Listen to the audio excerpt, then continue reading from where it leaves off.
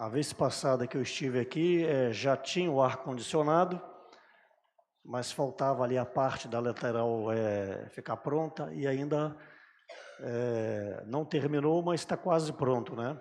A escada ali deu uma melhorada, o acesso lateral também ficou muito bom. Então vocês estão de parabéns pela reforma do local de reunião. E nada melhor do que um ambiente agradável para a gente receber bem a palavra. Imagina só você sentar numa cadeira desconfortável, você observa que a cadeira também é nova, e você está num ambiente talvez muito calor ou muito frio. Vocês sabem que ar-condicionado é um problema, viu? É um problema porque as irmãs sentem muito frio e as irmãs querem sentir calor em um ambiente de ar condicionado. Não existe isso. Então, para esse ambiente, as irmãs têm que negar mais a vida da alma do que os irmãos. E as irmãs seria bom vir com uma blusinha de frio, porque elas querem que desligue os aparelhos e a gente sente calor. Entendeu? A minha esposinha está aqui, louvado seja Deus mais uma vez. E essa semana fez muito frio no Espírito Santo. E ela, quando ela vai dormir, ela tem que encostar em mim para se aquecer. Aí eu falo assim, brincando com ela, você está roubando toda a minha caloria.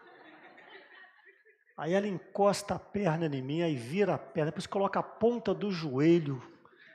E frio, eu estou quente, ela me encosta aquele joelho frio. Então é natural que as irmãs sintam mais frio, a não ser aquelas que estão aí na fase da menopausa, que vem um calor do nada e daqui a pouco vem um frio do nada. A minha esposinha está nessa fase.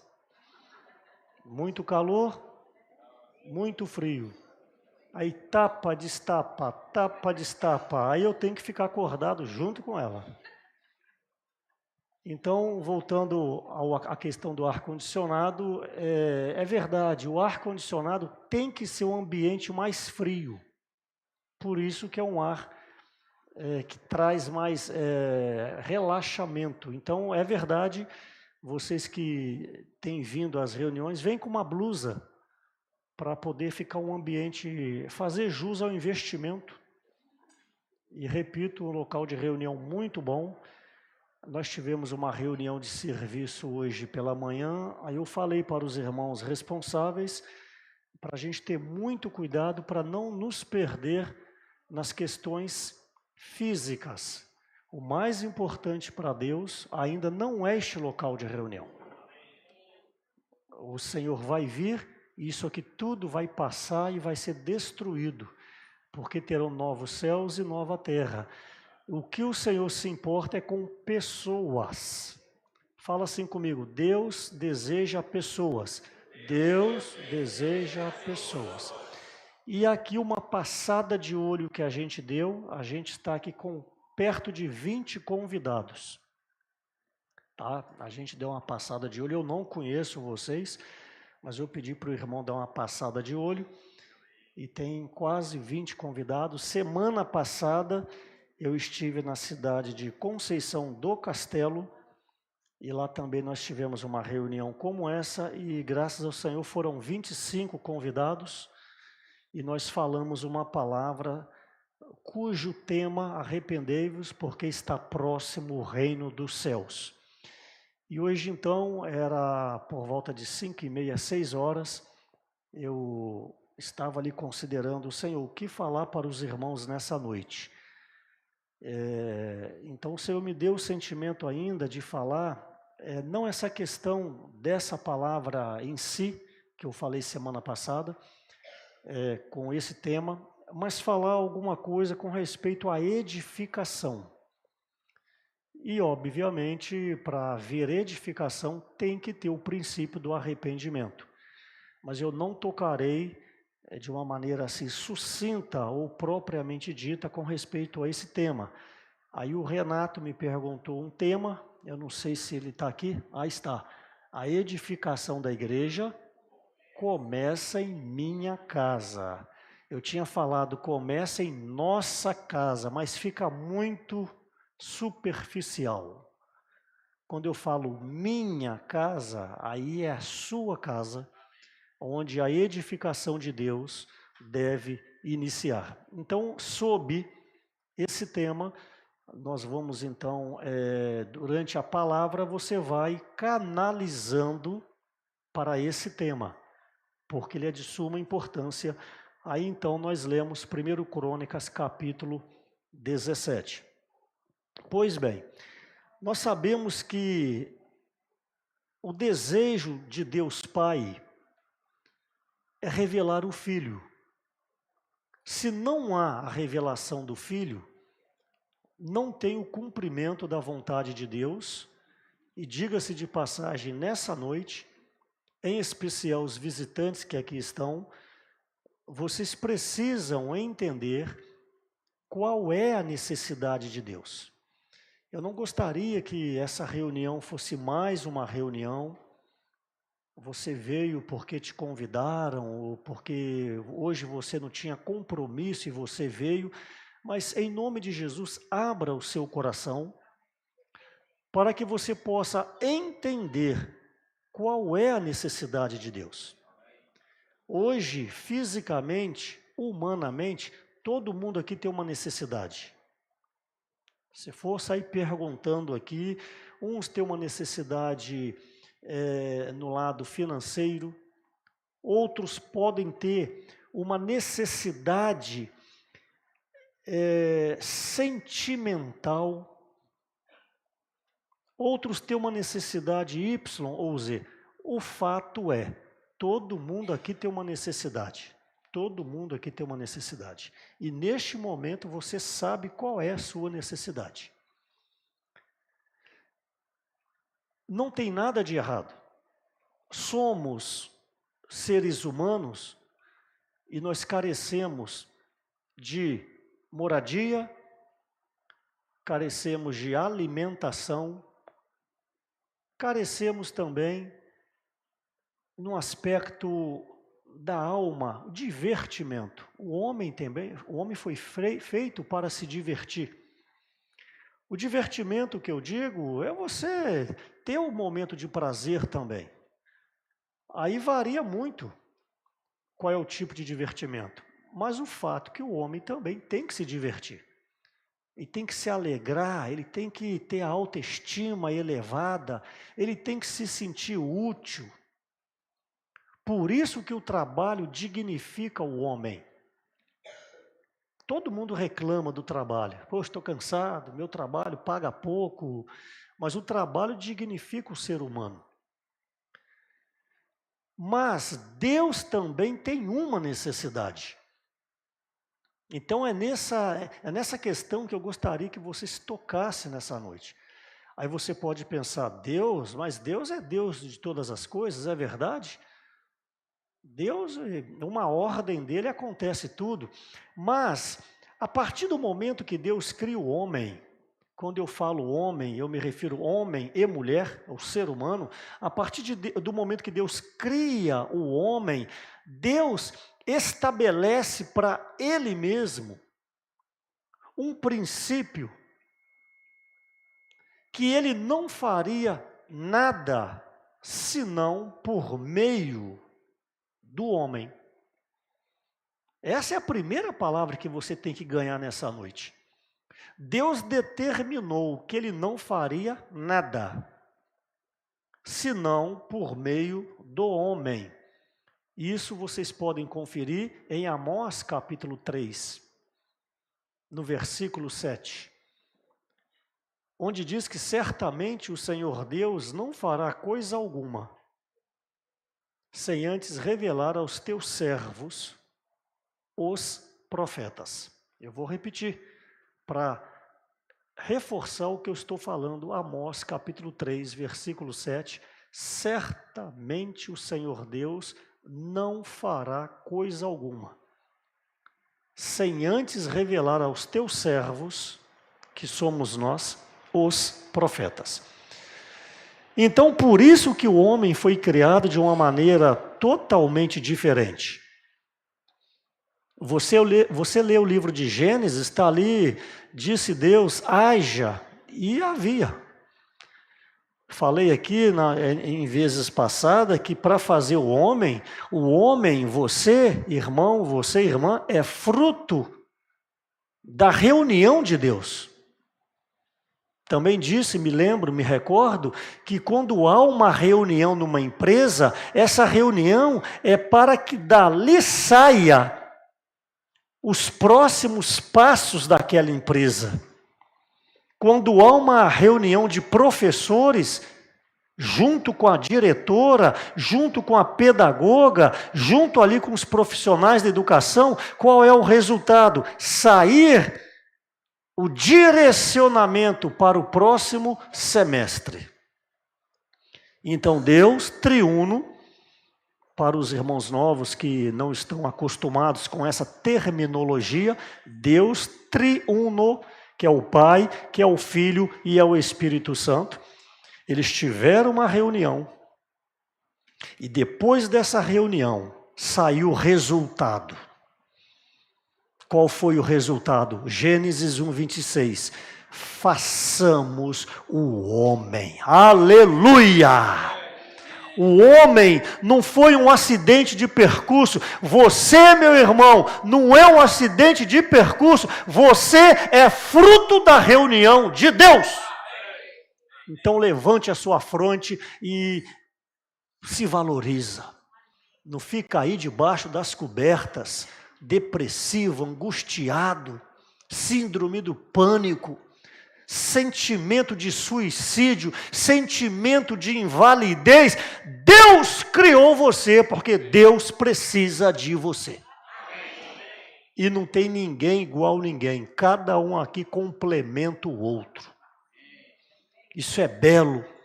O casamento, marido e esposa, o marido, ele pode ter muitas habilidades, mas tem parte que a esposa complementa ele. Os maridões aqui, tenta ficar uma semana sem esposa, tenta ficar. Olha para a sua casa, como é que ela fica. Já falei aqui umas 2 vezes, essa é a terceira. Minha esposa pega para lavar o banheiro, sempre na correria ela esquece de colocar toalha de rosto, e sempre calha que eu vou primeiro no banheiro, escovo o dente, Quando eu vou na toalha, cadê a toalha? Eu falo, Lerte, cadê a toalha, minha filha? Ela fala assim, pega no guarda-roupa. Eu falo, eu não ouso pegar a toalha. Porque por várias vezes que eu tentei pegar a toalha de rosto, eu pego o pano de chão. Pano de chão, esse pano que parece uma toalha. Gente, para mim o pano de chão e a toalha de rosto é a mesma coisa. Ela já no passado foi enxugar o rosto, olha o pano de chão. Aí você pegou o pano de chão, eu falei, filha, para mim tudo é igual. Então eu não ouso pegar uma toalha de rosto. Então ela me complementa, é claro que eu estou falando de coisas físicas, mas nas coisas espirituais e do dia a dia, a esposa complementa o marido. Os maridos que aqui estão, vamos amar mais a nossa esposa? Ai de nós se não fosse a esposa. Fala comigo, ai de mim. Fala, maridos, ai de mim. Mais forte, mais forte. Ai de mim, se não fosse. Fala, se não fosse a minha esposa. Mas tem um lado da esposa também. A esposa, quando o negócio aperta, ela quer o braço do marido, para se sentir segura. Por isso que o marido tem que passar para a esposa segurança. Aquele versículo, torre forte e segura é o Senhor, a qual justo se acolhe e estará seguro. Então o marido tem que passar para a esposa a sensação de segurança. Por mais independente que seja uma esposa, aquela esposa que resolve tudo, deixa comigo, eu posso, eu consigo. Tem muita esposinha por aí elétrica, viu? Tem muita esposinha aí, tipo assim, deixa comigo, tal. Mas quando o negócio aperta, já chega, quer segurar o braço do marido. Porque essa é a característica humana.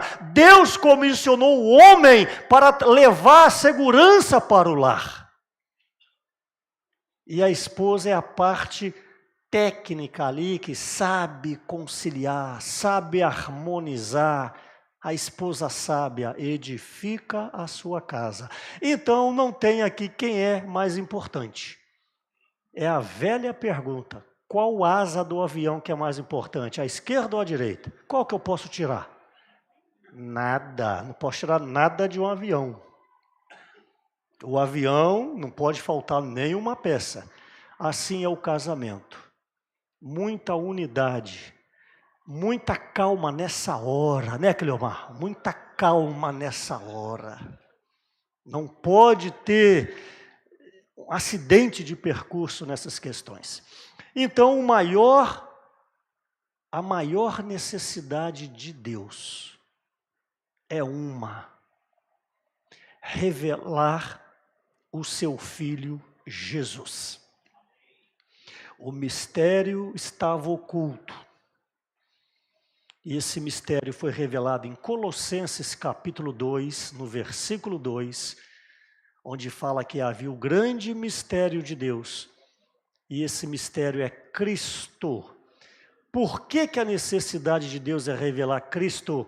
Porque se não há uma revelação de Cristo, essa edificação jamais será ou seria possível. Porque é por meio de Cristo que a igreja será edificada.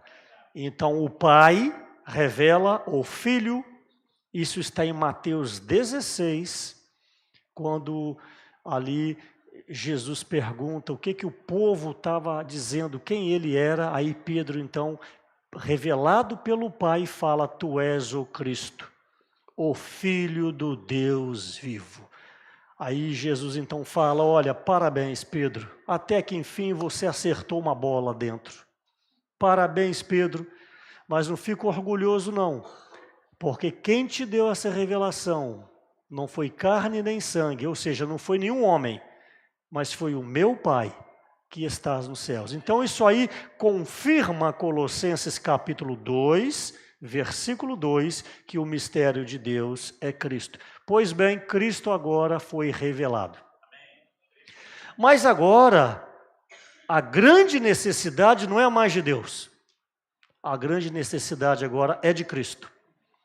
Aí Cristo fala: também eu te digo. Ou seja, eu também tenho uma necessidade de revelar. Revelar o quê? A igreja. Por isso que fala: sobre esta rocha edificarei a minha igreja. Aí você pode estar argumentando: mas irmão Marcos, você acabou de falar que Deus é um só. Sim, Ele é o Pai, Ele é o Filho e Ele é o Espírito, é um único Deus. Não creia no triteísmo, não existem três deuses, é um único Deus. Mas Ele tem ali a dispensação do Pai, a dispensação do Filho e a dispensação do Espírito, mas é um único Deus. Quando você fala Deus, é o próprio Cristo, e Cristo é o Espírito. Então não confunda, é um único Deus. Então quando você invoca o nome do Senhor, quem vem? O Pai, o Filho e o Espírito Santo. Tinha um rapazinho chamado Filipe, ali em João, na casa do capítulo 14, Jesus estava falando, aí Filipe tinha que ir embora, eu estou aqui parafraseando, Filipe tinha que ir embora, e Jesus está falando, aí Filipe fala: Jesus, está muito boa a sua palavra, mas eu estou saindo agora, te pedi um favor, mostra-nos o Pai, Jesus. Aí Jesus deve ter feito assim, ó, aí deve ter esfregado assim, e falou assim: Filipe, me ajudem, Filipe. Há tanto tempo está comigo, né? E não me tendes conhecido, como diz, mostra-nos o Pai. Quem vê a mim, vê o Pai. Quem vê a mim, vê o Pai. Por quê? Porque João 10,30 fala, eu e o Pai somos um. E 1 João 5,20, ali fala, estamos no verdadeiro Deus, em seu Filho Jesus Cristo. Este é o verdadeiro Deus e a vida eterna. 1 João capítulo 5, no versículo 20. E Hebreus capítulo 1 também fala que Jesus é o próprio Deus. Isaías capítulo 7, versículo 14, capítulo 9 fala isso aí. A Bíblia toda prova que Jesus é o próprio Deus. Então, qual é a necessidade do Filho? Revelar a igreja. E essa igreja, ontem nós falamos em Nanuque, essa igreja, em definitivo, eu não vou gastar tempo sobre isso, mas em definitivo, não relaciona a igreja com templo. Não relaciona. A igreja é um organismo vivo. Igreja é a casa de Deus. Igreja não é um templo religioso. Igreja não é uma casa com uma cruz em cima. Igreja não é uma congregação. Igreja é um organismo vivo composto de pessoas.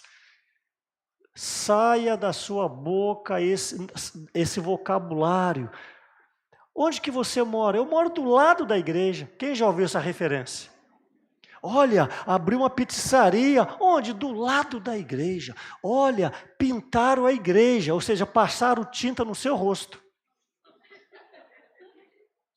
Pintaram a igreja, então passaram tinta no seu rosto, porque a igreja é você.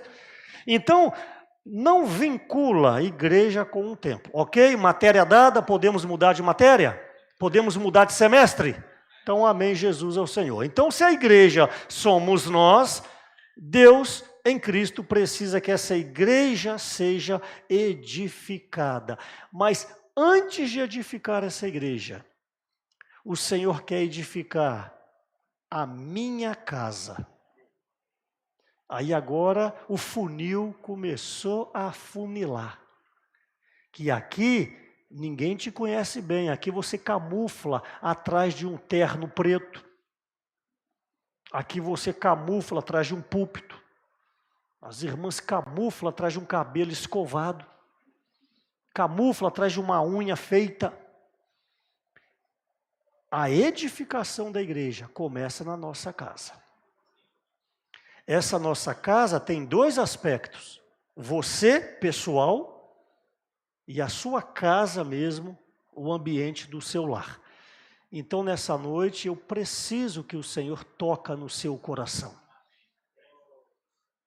Para que você possa entender o que eu estou falando. Então, eu gostaria, eu falei sobre isso semana passada, mostrar o personagem de Atos capítulo 5, chamado Ananias. Eu não vou ler, mas você conhece. Ananias tinha uma esposa chamada Safira, Atos capítulo 5. E ali o que aconteceu? Me permita aplicar. Eles tinham uma fazenda. Aqui em Carlos Chagas tem muitas fazendas. Eles tinham uma fazenda, estou aplicando, e vendeu a fazenda por R$1 milhão. Fazenda pequena, R$1 milhão. Aí os dois em casa entraram em consenso e falaram assim, vamos falar que a gente vendeu por 100 mil? Vamos, porque aí a gente só dá o dízimo de 10 mil. E a gente vai ficar bem na igreja ainda. Olha, colaboramos com a reforma, ofertamos 10 mil e nós vamos ser aplaudidos ainda. Aí tudo bem, aí venderam por 1 milhão. Aí colocaram no banco, aí chegaram na reunião. Irmãos, estou aplicando, os dois. Primeiro chegou o marido, a esposa ficou lá embaixo conversando, aí subiu o marido, subiu a escada, né, querendo ser aplaudido. Aí chegou perto do gasofilácio ali. Aí quando ele vai depositar, o apóstolo Pedro falou assim, Ananias, você vendeu a fazenda, estou aplicando o valor, porque a Bíblia fala tanto. Você vendeu a fazenda por 100 mil? Sim. Inclusive está o dízimo aqui, 10.000. Por que você mentiu contra o Espírito Santo? Irmãos, ó Senhor Jesus, o negócio começou a ficar feio. Aí Pedro falou assim, se você tivesse falado a verdade, você não é obrigado a dar o dízimo. Ficasse com R$1 milhão. Mas a única coisa que você não poderia ter feito é mentir contra o Espírito Santo. Ali fora, Ananias, ou aqui, estão os pés de quem vai te sepultar. E ele caiu duro, morreu. Irmãos, e o 1 milhão ficou para quem? Irmãos, não vamos levar nada dessa terra. Primeiro item, seja sincero com você mesmo. Ninguém está pedindo o seu dinheiro. E essa noite eu não estou dando ênfase em dinheiro. Eu espero que vocês me entendam. Ninguém quer o seu dinheiro. Deus não precisa do seu dinheiro. O que Deus quer é sinceridade de coração. Não minta contra o Espírito Santo, que mais cedo ou mais tarde você vai ter problemas. Aí levaram ele. O rabecão chegou e levaram ele. Aí sobe a esposa. Alegrinha, tipo assim, meu marido já deve ter sido conclamado irmão responsável. Aí, cadê o marido? Aí o Pedro falou assim, Safira, vocês venderam a fazenda por 100.000? Sim. Por que você mentiu contra o Espírito Santo? Eis aí os pés dos que sepultaram o seu marido. E ela também caiu e expirou, caiu morta. Ficou para quem R$1 milhão? Amados irmãos, nós temos que trabalhar assim. Eu sempre falo isso. Se você puder andar de Corolla, Honda Civic, parou de fabricar o Honda Civic, viu? Ande. Ninguém quer que você fique andando aí de Voyage, entendeu? Voyage porque eu estava com Voyage, viu? Ninguém quer que você fique andando aí com Brasília, nem sei se existe Brasília mais. Mas se você pode, anda num carrão. Agora a moda é SUV, não é isso? Anda de Cobalt, entendeu? Não tem problema. Mas não esqueça aquilo que pertence ao Senhor Deus. Dai a Deus o que é de Deus, dai a César o que é de César, dai a Deus o que é de Deus. Coma, beba, se alegra, se divirta. Mas não esqueça da parte do Senhor. E cuidado para não se esconder atrás de esmola. Suponhamos que o seu dízimo deveria ser, estou dando exemplo, irmãos, 1.000. Aí, domingo, amanhã, talvez coloque uma caixa de oferta. Aí você vem cá uma nota de 200. Preste atenção, o seu dízimo deveria ser 1.000. Aí você, 200. É uma boa oferta, mas não é a sua realidade. A realidade é 1.000. Aí você se esconde atrás das migalhas. O Espírito Santo está vendo. E tem aquele que é avarento. Ele vai dar esmola. Aí ele vem aqui, eu vou sair da câmera agora. Quando ele puxa 200, ele, nossa, bolso errado. Aí já guarda rápido, bolso errado, está aqui, ó, é 20. Cada um sabe da sua situação. O que eu quero dizer? A edificação começa na nossa casa. Em casa, qual era a atitude de Ananias e Safira? Mentira. Vou aplicar brigas, falando mal de irmãos, falando mal da obra de Deus. Chega no local de reunião para dar o dízimo de 10.000, estou dando exemplo, puxa a gravata, acerta. Essa vida é uma vida medíocre, é uma vida mentirosa, que não tem realidade nenhuma. Irmãos, eu não teria espírito, eu sirvo ao Senhor há 30 anos, desde 1992. Como tempo integral, 17 anos. A maioria das minhas viagens, a minha esposa está comigo. E eu agradeço muito a Deus, que para mim é um privilégio. Semana passada eu falei, semana que vem Carlos Chagas. É a igreja mais longe que nós temos para visitar, são vocês aqui. É a mais longe. Ela fala, tô junto. Ô, glória, rapaz. Ô, menina, hein? Falou, tô junto. Falei, é isso aí. Para mim é uma alegria. Então, irmãos, eu não teria espírito para ficar 30 anos mentindo contra o Espírito Santo e a minha esposa me medindo. Eu tenho vários erros, várias falhas. Se tem alguém que carece de oração aqui, sou eu. Não fica pensando que o irmão Marcos é forte, que eu não sou. E mês que vem vai ser o maior teste da minha vida de tempo. Eu vou para Angola e São Tomé e Príncipe de novo, mas dessa vez para ficar 28 dias. Não são 28 dias, né, Júlio? Na Itália. Eu conheci o Júlio na Itália, em Mantova, deve ter uns 6 anos. Depois eu estive com você em Portugal. Não são 28 dias em Portugal. Não são 28 dias nos Estados Unidos. 28 dias, daqui, penso eu, só o Flávio conhece Angola, são 28 dias em Angola. E o Senhor me dê graça, de lá eu vou para São Tomé e Príncipe, e aí vai eu e o Dedé de Sete Lagoas, a gente vai para solidificar o que a gente começou há 2 meses atrás. Então eu careço sim das orações de vocês. Mas eu inicio esse encargo falando, seja sincero.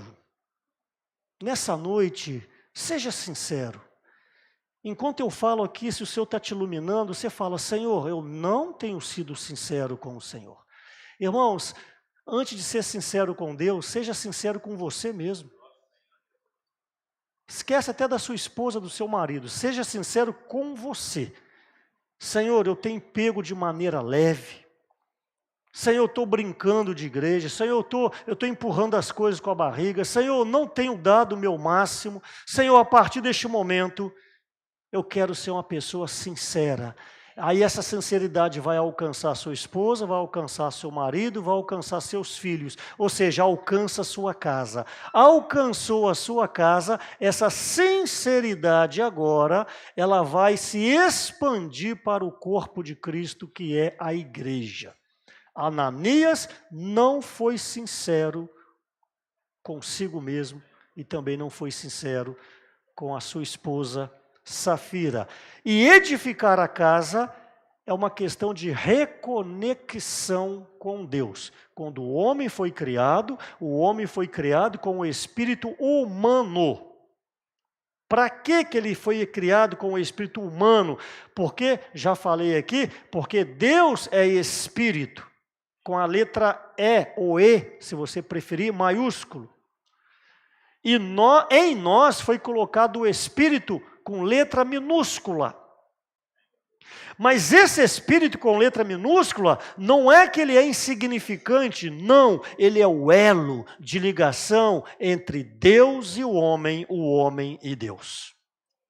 E o homem foi criado de uma maneira bela. O homem foi criado de uma maneira perfeita. O homem foi criado sem pecado, sem ambição, sem orgulho, sem soberba. O homem foi criado de uma maneira pura, porque qual era a comunhão dele com o Pai? Mas um dia veio Satanás, o diabo, o imundo, o bandido, que quer destruir a sua casa, que quer destruir o seu casamento, quer destruir os seus filhos, quer desviar a mente do seu filho. O seu filho mais não pensa hoje como pensava quando era adolescente. Porque foi dado margem e ele começou a navegar em águas perigosas. E esse diabo, que era Lúcifer, o braço direito de Deus, o arcanjo de luz, o chefe dos anjos, de acordo com Ezequiel 28 e Isaías 14, esse anjo querubim entrou no coração dele a soberba e o orgulho. E ele se tornou Satanás, o diabo. Deus então lança por terra, vocês conhecem a história, e ele então deturpa, estraga toda a criação de Deus, porque ele é bandido. E ele é quem quer destruir a sua harmonia na igreja e a harmonia na sua família. Não aceite. Expulsa Satanás da sua mente. Expulsa esse bandido da sua casa. Então Deus teve que vir e julgar toda a terra.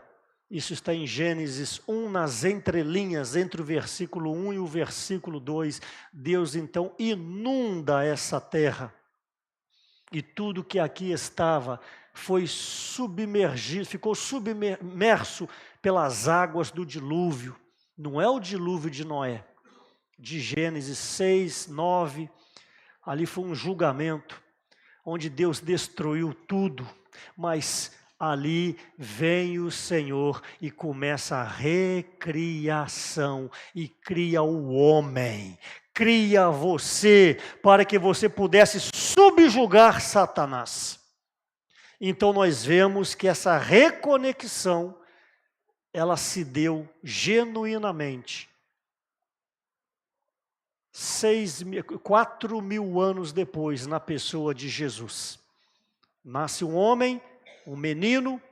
Isaías já havia profetizado no capítulo 7, no capítulo 9, nasce um menino que era o próprio Deus. Isaías fala que era Deus, era o príncipe da paz, e o seu nome seria maravilhoso, conselheiro, Deus forte, Pai da eternidade, aleluia! Esse homem é Jesus. Aí Jesus vem, é rejeitado, morre na cruz, ressuscita 3 dias depois e se torna o Espírito que dá vida, hoje disponível a todos nós. Quando você invoca o nome do Senhor, é a mesma coisa com essa tomada aqui. Se eu puxar essa tomada, essa lâmpada aqui apaga. Então nós estávamos apagados. Um dia alguém chegou até nós e pregou o Evangelho. Por isso que uma reunião como essa não é uma reunião qualquer. Hoje tomando um café maravilhoso na casa do Cleomar e da irmã Aura, A-U-R-A, Aura. Tomamos um café e o Cleomar falou, em 2015 mais ou menos, uma palavra de casais, ele ali cheio da argumentação, mente, mas ele foi, e a palavra entrou no coração dele. E hoje ele é um servo de Deus, um cooperador de Deus, mas quantas pessoas que não têm Carlos Chagas, que tem que ter essa mesma experiência. Talvez aqui nessa noite, estamos com quase 20 convidados, eu não conheço vocês. Quem sabe tem alguém aqui nessa noite que ainda não deixou o Espírito Santo entrar no seu espírito. Então ainda você está desconectado. Quando você crê, invoca, é como ligar a tomada. Irmãos, que maravilha. Eu não sei aqui se alguém já teve experiência, eu trabalho assim, não muito, mas com notebook, e o meu notebook já tem muitos anos que ele não tem bateria. E quando você está trabalhando e faz o quê? Acaba energia. Ou não acaba energia. Às vezes eu vou mexer o notebook, o cabo já está comprido demais, aí puxa e solta ele da parede. Oh, Senhor Jesus, apaga tudo. É uma desconexão. Quando você começa a perder a alegria, quando você começa a ficar muito nervoso, quando você não tem mais equilíbrio, está faltando o azeite do Espírito. Aí você precisa invocar mais, ó Senhor Jesus. Me ajudem, ó Senhor Jesus. Não fica com vergonha, não tem ninguém te vendo, vamos lá. Ó Senhor Jesus. Se reconecta, vamos lá. Ó Senhor Jesus. Irmão, isso não é papo não. Não é papo não.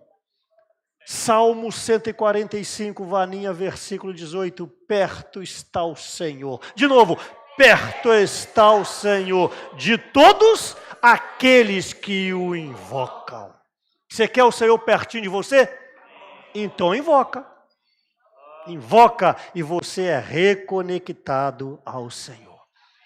Isso está de acordo com Efésios 2, 22, no qual também vós estáis sendo edificados para a habitação de Deus no Espírito. Deus quer habitar em seu Espírito. Daí então que nós precisamos reconectar o Senhor a Deus. Mas essa reconexão não é tão simples. Reconectar é simples, é invocar o nome do Senhor, mas manter conectado, que é o problema. Lembra do meu notebook? Puxa, ele solta, ele desconecta de novo. Não é tão simples. Para manter conectado, você precisa, Mateus 16, experiência de cruz. E ninguém quer experiência de cruz. Olha, quando fala de cruz, quem está correndo não é o diabo, não é você. Ah, o diabo foge da cruz. Nada, é você que foge da cruz. O homem não admite passar por, eu não vou nem falar sofrimento, que isso aí já é verdade, mas o homem não admite passar por, qual é a palavra? Me ajuda aí, Jean, quando uma pessoa é contrariada. Eu não admito ser contrariado. Eu não admito ser contrariado. Mas eu digo, você vai ser contrariado, porque a sua vida humana, ela não encaixa com a vida espiritual. Ao ler a Bíblia, você já vai ser contrariado. Quando você vai orar de 2 em 2, você já vai ser contrariado. E um exemplo de cruz é o filho pródigo. O filho pródigo, eu quero que vocês prestem bem atenção nisso aqui. O filho pródigo, a história diz o seguinte, ele falou, pai, dá minha parte da herança, que eu vou embora. Abre Lucas 15, senão você vai falar, eu fui na reunião, o irmão não leu Bíblia não, então vou ler um pouquinho de Bíblia. Ó Senhor Jesus. Lucas 15, versículo 12, o mais moço deles disse ao pai, Lucas 15, versículo 12, o mais moço deles disse ao pai, presta atenção, hein? Pai, dá-me a parte dos bens que me cabe só até aí. Talvez você nunca percebeu, mas aqui já houve a desconexão com o Pai, que é Deus, o Pai aqui é Deus, e o Filho pródigo somos nós. Aqui já houve a desconexão do Filho com o Pai no coração. Eu quero que vocês entendam isso. Quando ele falou, Pai, eu quero a minha parte, o coração dele já se desligou com o coração de Deus. Só que ainda ele ficou mais alguns dias dentro de casa. Leia aí. 13. Passados não muitos dias. Só até aí. Então, quando o coração desconectou, ele ainda ficou em casa. Vocês estão entendendo? Ok, versículo 13. A terceira linha. Partiu para uma terra distante. Aqui, agora, houve uma desconexão física. Está entendendo, Cleomar? O que eu quero dizer? Talvez nessa noite aqui, haja irmãos, haja irmãs que já estão com o coração desconectado com Deus e mais um tempinho vai para uma terra distante e vai parar de reunir. É o que esse texto está dizendo aqui. Primeiro desconecta do coração. Aí você já não sente mais o brio da reunião, você já não sente mais o encargo da reunião. A reunião tanto faz você aqui como você em casa vendo novela, o coração está dizendo isso. Mas ainda, por causa de alguma coisa dentro de você que você ganhou durante os anos, você ainda vem na reunião, que quer dizer, passados não muitos dias. Meu amado irmão, nessa noite, se a luz está brilhando, se arrependa imediatamente, porque o próximo passo é você ir para uma terra distante, que é parar de reunir. Ainda há tempo, você está aqui dentro. Ainda há tempo, você está na casa do Pai, você está debaixo do teto do Pai, você tem o abraço do Pai, você tem o beijo do Pai no café da manhã, você tem o Pai puxando a coberta, te tapando à noite. Porque ainda você está na casa do Pai. Por favor, cheque o seu coração agora. Você que está aqui, tanto faz você estar aqui como você está em casa? Ou você está falando, não estou ganhando nada dessa reunião, estou doido para acabar. Olha, cuidado. Que você está a um passo de ir para uma terra distante. E esse rapaz foi para uma terra distante. Gastou dinheiro, se perdeu. E a fome veio, o frio veio, e ele então viu tratando dos porcos, as alfarrobas, as lavagens, e ele queria comer de tanta fome. O Flávio é testemunha. Alguns irmãos em Angola, que dessa vez a gente foi ao extremo sul, nós fomos até a Namíbia, que diga-se de passagem, o Pedro Dong também entregou para nós, região 6, ou seja, entregou para vocês, ok? Também a Namíbia. Nós precisaremos de irmãos e irmãs que falam inglês. Ainda não tem tanta urgência que o norte da Namíbia ainda fala o português, que é a divisa com Angola. E é muito dialeto também. Mas a gente vai começar a precisar da língua inglesa. Então, no extremo sul, chove muito pouco. Tinha 3 anos e meio de seca. Os irmãos comem uma refeição por dia. Uma refeição por dia. Fomos nos quimbos. Quimbos são aquelas aldeias, tipo aldeias indígenas, só que lá não é índio, lá são irmãos, que fala tribo, né, que são os quimbos. Água, irmãos, era poço com aquela água barrenta. Muita, muita, muita pobreza. Muita falta de recurso. Não vou usar o termo pobreza, falta de recurso. Mas nas reuniões, eu mandei vídeo para vocês. Tudo alinhadinho, meu amigo. Tudo arrumadinho. E uma alegria incomensurável.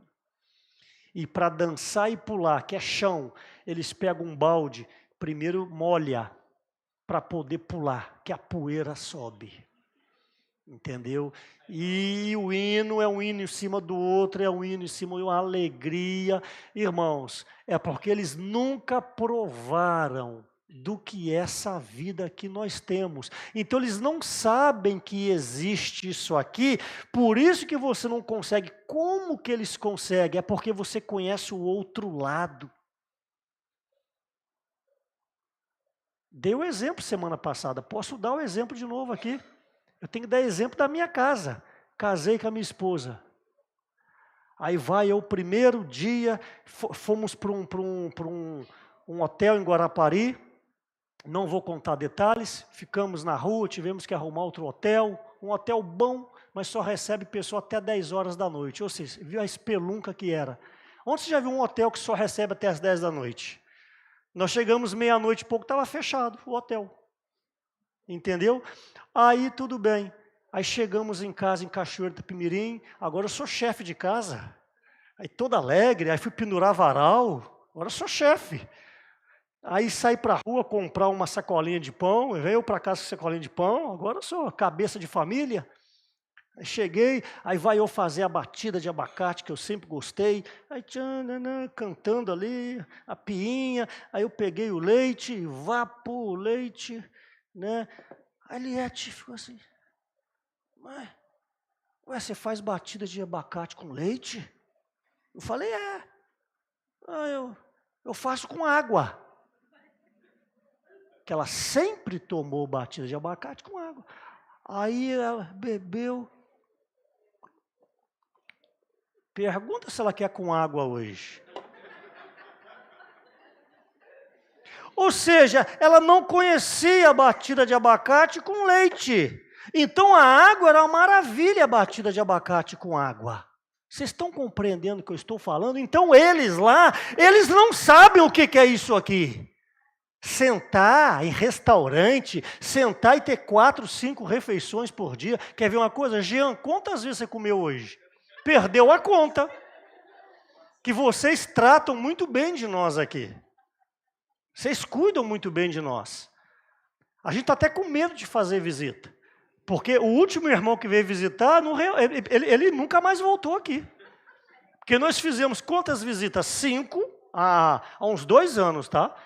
Aí eu lembro como se fosse hoje, saímos da casa da irmã Bia, um café reforçado, de 8 às 9, café reforçado. 1 hora de café. Aí tudo bem. Aí 9, visita a casa do irmão Tatá e Marilene. Você vai lembrar disso. Foi quando você apresentou as sandálias lá que estava fazendo, né? Chega lá aquela mesa, oh Senhor Jesus. Aí vai desagradar a Marilene, não pode. Comemos. De 8 às 9, 9 às 10. Aí fomos numa outra casa, que eu já não sei sequência, viu? Não me cobra sequência, não. Aí chegamos lá, pão de queijo e suco. Irmãos, eu estou falando verdade. Nós comemos. Aí deu 11, almoço no FIDA. Aí fez, acho que tinha cordeiro. Cordeiro. Irmãos, eu não estava aguentando mais. Aí de 11 a meio-dia, comemos. Quem que foi com a gente aquele dia? Foi o Flávio? Quem que estava nessa visita? Quem que guiou a gente? Você. Agora a visita, irmão, 13 horas. Aí chegamos lá, a mesa lotada. Aí fomos numa outra casa, que eu não sei o nome do casal. Eu não sei o nome, parece que tem um filho que mora no exterior. Alguma coisa assim, tem um filho que mora no exterior aí. A mesa lotada. Tá bom, essa irmã aí mesmo. Lotada a mesa. Aí fomos no outro lugar, lotado. Irmão, esse irmão que veio comigo, que é o Clidenor, ele nunca mais voltou aqui. Não, eu estou falando a verdade. Eu estou falando a verdade. Hã? Aí chega a noite, meu amigo. Oh, Senhor Jesus. Irmãos, o que eu quero dizer? Os irmãos em Angola não sabem o que é isso. Por isso que você, então, não entende como que eles conseguem viver com batida de água. Eles nunca tomaram batida de abacate com leite. Então, nós vamos precisar de irmãos. E eu estou indo agora para o maior desafio da minha vida, 28 dias. O que tem de bom lá é que o banheiro não é apertado, viu? Onde que é o banheiro, Flávio? Dali para lá, meu amigo, você fica à vontade, tem 100 mil hectares. Você fica... Irmão, eu estou falando verdade, o Flávio já foi lá. Aí chegamos em Odigiva, Cunene e Calueque, divisa com a Namíbia. O irmão chegou, o irmão responsável, irmãos, olha a simplicidade. Ele falou, irmãos, aqui tem um banheiro que é só para os cooperadores. Aí nós fomos lá, 4 paredinhas, eu não quis olhar lá dentro. Aí um cooperador, não posso citar o nome dele, a gente tinha acabado de sair onde a gente dormiu, lugarzinho até razoável, é tipo um hotelzinho. Irmão, não tinha 5 minutos que a gente tinha saído. Ele chegou lá, irmão. Aí ele passou uma corrente, esse irmão, um cadeado, falou, a chave está aqui. Porque tinha mais de 300 pessoas na conferência, para ninguém usar. Aí o irmão cooperador, não posso falar quem é, irmão, já me empresta. Ele já inaugurou o banheiro, gente. Falei, como? Você saiu agora do lugar que você estava dormindo. Ele já quis inaugurar o banheiro. Tudo bem. Aí nós estamos lá pulando, cantando, aí chega o Gilmance. O Gilmance saiu. Eu vou sair da câmera de novo. O Gilmance chega. Senhor Jesus. Ao pé. Senhor Jesus. Senhor Jesus. Eu falei, o que foi, Gilmance? Desobedeci. O irmão falou que era o banheiro dos cooperadores. Eu fui no meio do mato ali, pisei em cima de uma mina. A mina. Então, irmãos, não é fácil. Não é fácil. Entendeu? Então, orar para que nós possamos conseguir tocar essa obra do Senhor. Estou no dia 21 do mês que vem. Entendeu? Então, esse filho pródigo, as alfarrobas dos porcos. Aí ele se lembrou, por favor, Lucas 15, 17. Eu já vi que eu vou ter que terminar amanhã esse encargo, ó Senhor Jesus. Ok, eu vou falar até 9 horas hoje, amém, pela primeira vez. Eu vou falar até 9 horas, eu vou acabar com esse encargo hoje. Versículo 17. Então, caindo em si. Opa, nessa noite, essa palavrinha tem que tocar o nosso coração agora. Agora, se você está aí sabendo que você está com a lâmpada amarela, caindo em si, eu quero dizer para vocês, também já falei no passado, só que a gente esquece. Para ver a edificação, tem que ter o arrependimento. Que foi uma palavra forte que foi dada em Conceição do Castelo semana passada. E hoje vocês pediram o hino, vou me arrepender. Irmão, se não tiver arrependimento, você não conseguirá ter essa conexão, ou a reconexão com Deus. O problema é que nós pensamos que nós somos pessoas boas. É assim que o Cleomar pensava. Ele falou hoje, ele não falou necessariamente como que eu vou falar, mas o geral foi, não mato, não roubo, não faço mal para ninguém, pago minhas dívidas, eu sou gente boa. Quantos que não pensam assim? Quando a luz vem, nós vamos ver que nós não somos gente boa. As irmãs que limpam as casas, né, as cuidadoras, louvado seja Deus pelas irmãs, vocês já tiveram experiência de passar o pano no chão? Tem gente que joga um pouco de álcool, veja, não importa. Mas está impecável, todo mundo percebe que está limpo, como esse local de reunião. Aí você abre a janela, é o sol da manhã, entra o facho de luz do sol. O que tem naquele facho de luz, quando você olha? Um monte de poeirinha, sim ou não? Ué, mas não está limpa a casa? Não está, não. Não fica pensando que você é gente boa, que você não é. Deixa a luz brilhar. Deixa a luz te iluminar. Você não é esse bambambam que você pensa, não. Não é uma questão que não mata, não rouba, não mente, não. É uma questão que você é um pecador. E se você é um pecador, você precisa se arrepender. Só que o arrependimento, já falei no passado, não é um arrependimento assim, irmão, me perdoa, eu estou arrependido. Não, Mateus 3 tem que ter frutos de arrependimento.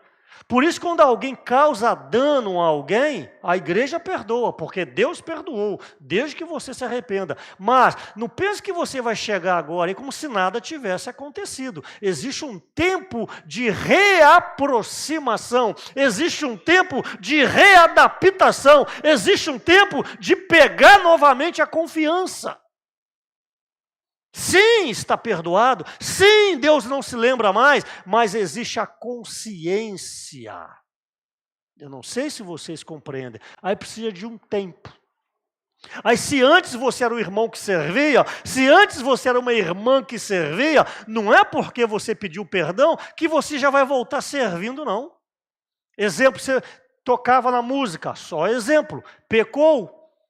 Pecado grave, ofendeu a consciência da igreja, da sociedade, a luz veio, você se arrependeu, os irmãos te perdoaram juntamente com Deus, te abraçaram, te encorajaram, mas você chega e senta na sua cadeira e fica quietinha.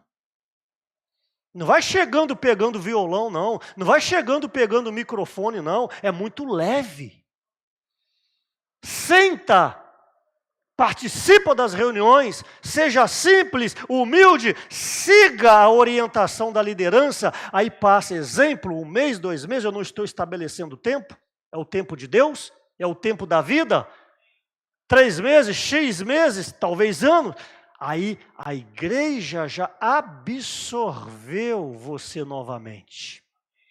Porque você deu testemunho, você não deu mais deslize, você tem sido humilde.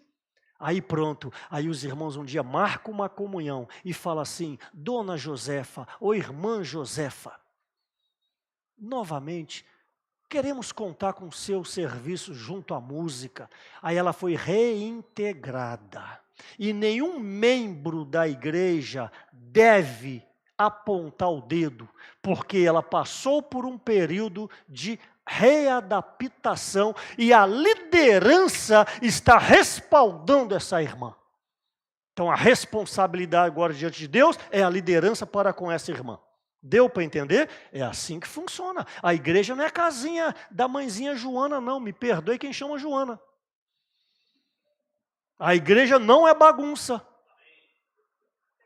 A igreja é lugar sério, para que as famílias que estão aqui, os convidados que estão aqui, tenham o sentimento, é aqui que eu quero que os meus filhos cresçam. É aqui que os meus netos vão crescer. Tem que passar segurança e seriedade para as famílias, porque é por meio das famílias que a igreja vai ser edificada. Então o arrependimento tem 3 graus. Ou 3 etapas. Primeiro, você tem que reconhecer que errou. Quantas pessoas que erram, vamos ter comunhão com elas? Não, não vejo assim não, não se arrependeu nada. Primeiro grau do arrependimento, você tem que reconhecer que errou. Quer ver uma coisa? Versículo 17. Caindo em si. Pronto. Esse rapaz já percebeu, tem um negócio errado. Fiz bobagem nessa noite. Cheque a sua vida. Todos os desgastes que você teve com a família, com o pai, com o filho. Onde que você errou? Você tem que reconhecer que você errou. Segundo item do arrependimento, versículo 2.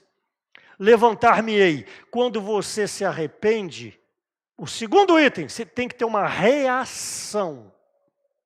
Que é o levantar-me-ei, e irei ter com o meu pai, e lhe direi, Pai, pequei contra o céu e diante de ti. Então qual é o segundo grau do arrependimento? Você reconhece onde pecou. O primeiro grau, você sabe que tem um negócio errado. Segundo grau, está claro para você onde você pecou ou errou. E o grau mais profundo do arrependimento, que é o último grau, versículo 18. Versículo 19, já não sou digno. Terceiro grau de arrependimento, você tem que reconhecer quem você é. E é o grau mais profundo. Às vezes sabemos que erramos, às vezes sabemos onde erramos, mas para reconhecer quem nós somos, é muita luz que tem que brilhar. Você tem que chegar num ponto de falar o seguinte, eu não valho nada. Eu sou orgulhoso. Aí as irmãs, né, poxa, eu fico me produzindo, que não tem nada de errado, viu? Eu fico aí com a roupinha bem arrumadinha, cabelinho escovado, mas dentro de mim há um orgulho demoníaco. Há uma inveja consumidora. Há uma soberba satânica. O terceiro grau de arrependimento tem que reconhecer quem é. Enquanto nós não reconhecemos quem somos, não vai resolver o problema. E o fruto maior, o Salmo 51, não vou ler, é o maior exemplo dos 3 graus de arrependimento. Davi reconheceu quem era. Por isso foi o homem segundo o coração de Deus. Então, quando você alcança esses graus, o filho então foi para casa. Olha o versículo 20. E levantando-se foi para seu pai. Vinha ele ainda longe, quando seu pai o avistou e compadecido dele, correndo, o abraçou e beijou. Irmãos, esse é um sentimento que nós devemos querer e correr atrás nessa noite. O abraço e o beijo do pai. Mas você só vai alcançar isso se tiver o arrependimento. Então, essas experiências de cruz, elas têm que reger a nossa vida. E uma casa edificada, um lar edificado, Gênesis, criou homem e mulher, agora eles tinham que ser fecundos e multiplicar. Alguém edificado, seja individual, seja casa, seja coletiva a igreja, tem que ter um resultado. O quê? Multiplicar. Aí entra o encargo da palavra profética que o Pedro tem falado. Se você é edificado, você vai querer que essa edificação também alcance as pessoas, que é por meio da pregação do Evangelho. Hoje, se temos aqui quase 20 convidados, é porque alguém convidou. Então a igreja ela tem que multiplicar, a igreja tem que crescer, não por uma ostentação de número, ficar aqui apresentando números, não, é porque necessita que essa casa, a igreja, seja edificada. Então cada um aqui tem que cuidar de alguma pessoa. Você não pode ser uma videira sem fruto, essa semana falou sobre isso. O que se requer da videira ou da figueira é que ela produza frutos. E Mateus fala, eis que o machado está posto à raiz da árvore, toda árvore que não produzir fruto será cortada. E quem é você de acordo com o Salmo capítulo 1? O que Salmo capítulo 1 fala? Que o homem, ele é como árvore plantada junto à fonte. Quem somos nós? Como uma árvore. E a pior árvore que seja, a árvore frutífera, quantas vezes por ano ela dá fruto? Pelo menos uma vez por ano. Aí você tem um pomar, você tem uma chácara, você tem uma fazenda, aí tem um pé lá de qualquer fruta, vão pôr manga, vão pôr lá mamão, vão colocar lá abacate. 1 ano, 2 anos, 3 anos, não produz nada. O que você fala? Eu vou arrancar para liberar espaço e vou plantar outra coisa. Então, olha o que Mateus fala. Eis que o machado, pensa no machado, está posto junto à raiz. Irmãos, é como se o machado tivesse mirado para o seu tornozelo. O machado já está mirado, viu? 1 ano, 2 anos, o machado vai no seu tornozelo e puf. Então, é o mesmo princípio. Cada irmão aqui tem que produzir, cada irmão e cada irmã, uma pessoa. Agora, dentro de casa, vai produzir pessoas? Tem que ir para a rua. A rua, não necessariamente o calçamento ali fora. O seu trabalho é sua rua. Você que é manicure. Hoje fomos na casa de uma irmã. Qual o nome? Josiane. Ela tem um salão, né? Tem outra irmã que tem salão aqui, não tem? Hã? Emília? Sim. Já fomos também lá. Aí está lá, aí as irmãs vão lá, é o tal que eu já falei, pé e mão, né? Quero pé e mão. Homem não tem isso não, pé e mão, né? Aí está lá a irmã com mão lá, é uma de cada vez, né? Eu estou assim, uma de cada vez. Né? Aí enquanto está ali, essa pessoa que está fazendo, que é cliente, vamos supor, eu sou a cliente, a Emília está ali, eu estou refém dela. Como é que eu vou embora com a mão toda? Eu estou refém. E ela não pode nem tapar os ouvidos, ó, a mão dela está lá. Aí a Emília vai e começa a evangelizar. Irmãos, é assim que funciona. E fala testemunho, fala do Senhor Jesus. O que a Emília está fazendo? Isso é a rua dela. É claro que tem a prática mesmo da igreja sai uma vez por mês, de 15 em 15 dias. Tem esse aspecto. Mas nós temos que ser mais ousados. Eu nunca esqueço, eu trabalhava com medicamento. Aí um dia o meu patrão foi me pagar. Aqui tem Rotary Club? Não, tudo bem. Aí ele vai me pagar, irmãos, isso foi no ano de 95, por aí, já existiu o real. Aí ele foi me pagar, o real 94, eu acho, ele foi me pagar, ele falou assim, ó, está faltando R$100 no seu pagamento. Irmãos, R$100, hoje é um bom dinheiro, R$100. Entendeu? Mas imagina em 94, 95, ele falou, está faltando R$100, tá? Eu falei, por quê? Ele era presidente do Rotary Club. Ele falou assim, está faltando R$100. Eu falei, por quê? Não, isso aí é um cupom que eu vou te dar para você jantar no Rotary Club. Ele era presidente. Eu era o funcionário, cenzão, meu amigo. O mundo Tem intrepidez. Aí você vai, quando sai para a rua, quanto que é o kit? R$25. R$25, irmãos. Você vai em qualquer lugar aí, como uma coxinha dormida, um suco velho, que o refresco está rodando lá o dia todo. O dia todo que negócio rodando lá, vai R$20 embora. Essa semana eu fui em Campinas, estava no aeroporto esperando o avião para voltar para o Espírito Santo. Eu falei, filha, me vê um café com leite, um cappuccino aí, sem açúcar, minha filha. Quis ver um cappuccino doce que eu vou te falar, meu, um café com leite. Quanto que deu? R$18. Falei, filha, não é um balde, um galão, não. É só esse copinho mesmo. R$18, irmãos. Aí eu ia pedir uma coxinha. Quando eu olhei lá, R$16 a coxinha. E nós, irmãos, nós somos muito tímidos. Então eu quero encorajar vocês que uma casa edificada tem que multiplicar. Aí eu finalizo, que não vou terminar, tá? Amanhã eu termino. Tem muita coisa para falar. Eu vou só terminar com respeito à questão da palavra profética. Todo mundo aqui tem seguido as mensagens, tem ouvido falar de palavra profética. Aí talvez você fica falando, mas não sabe o que é palavra profética. Aí eu quero esclarecer para vocês em 2 versículos e eu finalizo. Abra, por favor, 2 Pedro, por favor, capítulo 1, versículo 19. 2 Pedro 1,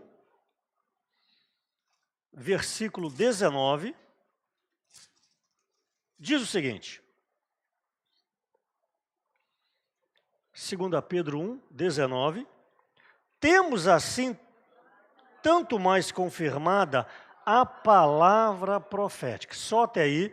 Então, o que vocês ouvem, palavra profética, não é uma invenção. Está na Bíblia. O que essa palavra profética faz? E fazeis bem em atendê-la, como uma candeia que brilha, em lugar tenebroso, até que o dia clareie e a estrela d'alva nasça em vosso coração. Palavra profética nada mais é do que a Bíblia explicada. Palavra profética é a Bíblia explicada, compartilhada, sendo transmitida com elementos do dia a dia. É o que eu falei aqui até agora. Estou usando a Bíblia com testemunhos, com elementos humanos do dia a dia. Então, palavra profética é a palavra que nos direciona, nos alimenta, nos encoraja e nos alinha. Agora, dê uma olhada em Romanos 16, por favor. Romanos 16, o versículo 26. Romanos 16, 26 diz: que agora se tornou manifesto e foi dado a conhecer por meio das escrituras proféticas. Só até aí. Então nós vamos cruzar os 2 versículos. Escritura profética é a Bíblia. É a escritura profética. A palavra profética, eu já falei há pouco, é a Bíblia, a escritura profética, sendo transmitida. É a palavra profética. Mas olha que interessante. Eu gostaria que vocês agora entendessem. Eu estou finalizando. Você pode ler a Bíblia tantos anos, como eu, na minha experiência, há 30 anos, e ela é sempre nova. Você não pode falar a mesma coisa de um jornal, até mesmo de um livro cristão. Só a Bíblia você lê, relê e tem gozo e alegria, ok? Por quê? Porque é a escritura profética. Mas se eu chegasse aqui hoje, desde quando eu comecei a falar, que era 7h40, e se eu começasse a falar o seguinte, vamos pegar Romanos, que vocês estão abertos com Romanos aí, e se eu começasse a falar assim, reparem, o irmão Marcos vai começar a falar. Aí o capítulo 16 de Romanos, aí eu estou a 1h15 falando. e eu 1h15 lendo a Bíblia. Aí 16 de Romanos, só um exemplo. Versículo 1. Recomendo-vos a nossa irmã Febe, que está servindo a igreja em Sencreia, para que a recebais no Senhor, como convém aos santos. Eu não sei se vocês estão entendendo o que eu estou falando. O que você ia achar dessa mensagem? Pode ser sincero. Cansativo. Poxa, olha, não ganhei nada da reunião. Sim ou não? Mas não é escritura profética? Então por que você não se encaixa nesse modelo? É porque precisa da palavra profética. Que o que é falado tem como base a escritura profética. Quem foi na última conferência, vocês participaram no sítio do Flávio, teve uma mensagem de um dos irmãos que falaram a mensagem, e o irmão, por necessidade do contexto, ele usou muito a Bíblia. Não sei se vocês vão lembrar disso. Ele leu muito a Bíblia. Leu muito a Bíblia, na última conferência. Não vou citar o nome, eu vou deixar vocês lembrarem. Aí um irmão em Vila Velha falou assim, eu ouvi a mensagem do irmão, ele só leu Bíblia. Então prova que a escritura profética, que é a palavra de Deus, ela tem que ser usada como nosso guia. Mas a palavra profética entra a experiência humana, porque nós somos ainda humanos e terrenais, e nós precisamos que essa palavra seja trabalhada. Daí que quem fala a palavra tem que ter oração da igreja. Você não pode vir aqui para falar uma palavra sem elaborar a palavra, sem conhecer a palavra, sem entender o encargo da palavra. Porque a maneira que ela é passada vai mudar tudo com respeito à absorção da igreja. Então ficou claro quando vocês ouvirem falar palavra profética? É a Bíblia sendo transmitida para nós de uma maneira como luz, espírito e vida. Jesus ao Senhor, eu tinha reservado aqui 4 pontos, só falei 2 pontos. Amanhã eu vejo se eu continuo ou se eu pego outro encargo para compartilhar com vocês. Amém? Jesus ao Senhor, o irmão Magno vai assumir. Aleluia. Jesus ao Senhor, irmãos. São muitos pontos que precisam ainda ser ruminados. Então, nós vamos compartilhar em pequenos